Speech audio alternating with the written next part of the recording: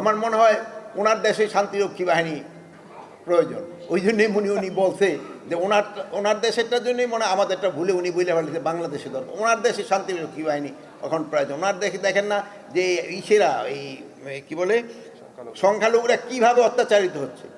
ওই জন্যই মনে হয় উনি ওনার দেশের জন্যই মনে হয় ওইটা চাচ্ছে। সীমান্তে ওই ধরনের কোনো উত্তেজনা নেই।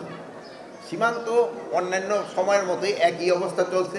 তো আপনারা জানেন যে ভারতীয় মিডিয়া অপপ্রচার চালাচ্ছে, এরা বাংলাদেশ সম্বন্ধে অপপ্রচার চালাচ্ছে। এটার জবাব কিন্তু আপনারাই দিতে পারেন সত্যি ঘটনা প্রকাশ করে।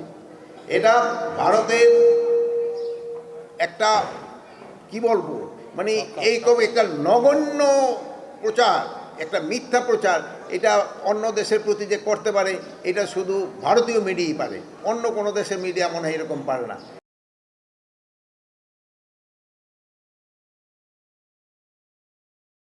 এটার প্রতি উত্তর আপনারা সত্যটা প্রকাশ করে আপনারা দিবেন। আপনারা আমরা যারা এই দেশে আছি আমরা সবাই একসাথে এটার প্রতিবাদ করব। এখানে আপনার মূল্যায়নটা কি? এই যে দেখেন এই জুলাইয়ের বিপ্লবের পরে এই যে যে একটা পরিস্থিতি, আপনারা এখানে একটা আসছেন যে একটা কিছু কোনো কিছু হয়, একটা দুর্যোগ বা কোনো কিছু, এটা কিন্তু সময় দরকার হয়, এটা আবার পুরা ওই পূর্বাবস্থা ফিরে আনতে। এই যে ধরেন যে কোথাও হয়তো বন্যা হলো বা ফায়ার হলো, একটা বিল্ডিং ধস হলো, সব জায়গায় কিন্তু একটু সময় দিতে হয়, সাথে সাথে কিন্তু আগের অবস্থায় ফিরে আসে না। যেমন আগুনটা নিবান হয়ে গেল, বিল্ডিংটা আবার সে আগের অবস্থায় ফিরে আসবে না। এটার জন্য কিছু সময় দিতে হবে। আপনারাও জানেন এই জুলাই বিপ্লবের পরে যেই পরিস্থিতি ছিল ওই পরিস্থিতি থেকে আমাদের উত্তরণের জন্য সময় দিতে হবে। আগে যে ওই সময় যে পরিস্থিতি ছিল ওর থেকে কি আরও উন্নতি হচ্ছে না? বলেন আপনারা, হয়েছে কি হয়েছে না? হচ্ছে। তা আপনারাই বলতেছেন ওর চেয়ে উন্নতি হচ্ছে, তা আস্তে আস্তে আরও উন্নতি হবে। আমরা যেসব সব একসাথে হব সেসব ডেফিনেটলি এটা একটা ইতিবাচক প্রভাব হবে। আপনারা দেখেছেন যে অনেক সময় ভাইরা যে সময় একটু থাকে আবার একসাথে যেসব সব হয়ে যায়, এটাতে খুবই একটা ইতিবাচক দিক। আমরা একটা কোনো সমস্যা আমরা সবাই একসাথে কাজ করব, সবাই একসাথে এইটার প্রতিবাদ করব, এটা তো খুবই ভালো দিক, খুবই ভালো দিক। না কোনো ধরনের উদ্বেগজনক আশঙ্কা নেই, কোনো যুদ্ধ, ওরা বাদ যুদ্ধ করে যাচ্ছে। আপনারা এইটার প্রতিবাদ করবেন এবং আপনারা যে সত্যি ঘটনাটা আপনারা প্রকাশ করবেন। তবে ওদের সেই সময় ওদের মুখে চুলকানি পড়বে যে ওরা যে মিথ্যা ঘটনাটা প্রকাশ করতেছে এইটা জনগণ এবং বিশ্ব মিডিয়াও এটা অ্যাকসেপ্ট করবে না। আমার মনে হয় ওনার দেশে শান্তিরক্ষী বাহিনী প্রয়োজন। ওই জন্যই উনি বলছে যে ওনার দেশেরটার জন্যই মনে আমাদেরটা ভুলে উনি বলে ফেলেছে বাংলাদেশে দরকার। ওনার দেশে শান্তিরক্ষী বাহিনী এখন প্রয়োজন। ওনার দেশে দেখেন না যে ইসেরা এই কী বলে সংখ্যালঘুরা কীভাবে অত্যাচারিত হচ্ছে। ওই জন্যই মনে হয় উনি ওনার দেশের জন্যই মনে হয় ওইটা চাচ্ছে।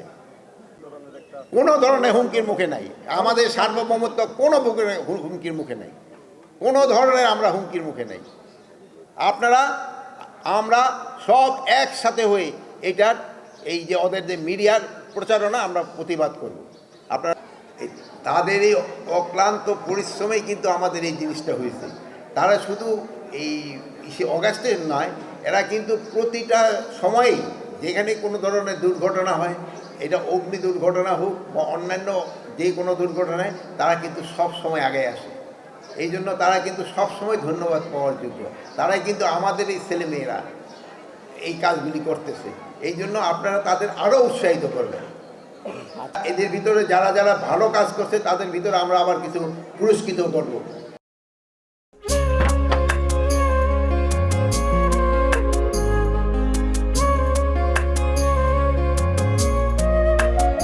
এটা আমাদের ঘর, আমরা দুজন মিলে সবকিছু গোছাবো।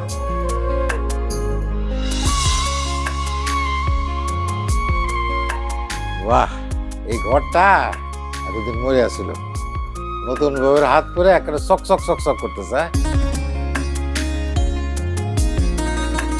যদি কখনো কোনো ঝড়ে সেসব এলোমেলো করে দেয় তাহলে? আরে তুমি আসছো, তোমার বউয়ের হাতে রান্না খুবই চমৎকার। এলাকাটা ভালো না, একটু সবকিছু চোখে চোখে রাখেন। আমার খাওয়া নিয়েও তোমার কোনো চিন্তা করতে হবে না। এই যে চুড়ি দিয়েছে, শাড়ি দিয়েছে না জিলু, তার কাছে যাও যাও যাও, শোনো শোনো। পৃথিবীতে মানুষের মানুষের সম্পর্কের বড় সমস্যা কি জানো? ভুল বোঝাবুঝি।